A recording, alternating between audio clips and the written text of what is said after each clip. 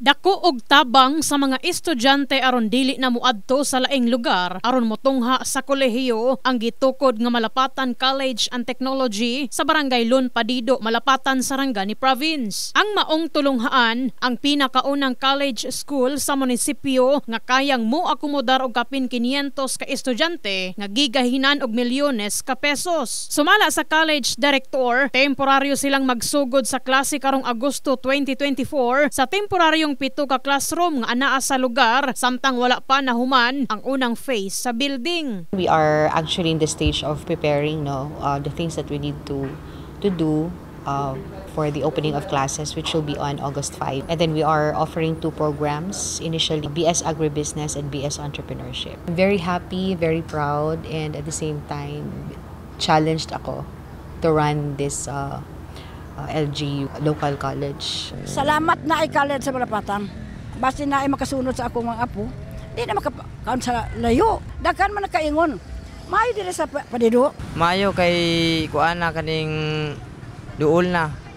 Nya dili na kayo makalas ilang pangmusay sa ilang mga kay usay ang uban walay mga gamay lang ang baon ba. Nya ipamasahe pa jud layo kayo.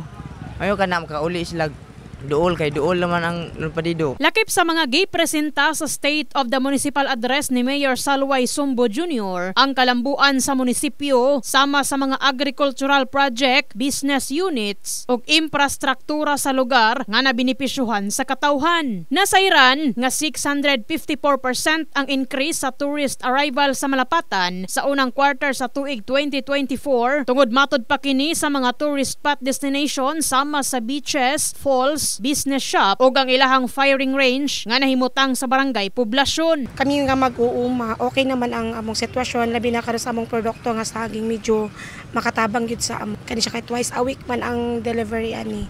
Tapos nakaingkan gud mi og dako-dako. Project yata ni Mayor sa mua nga parte sa dagat.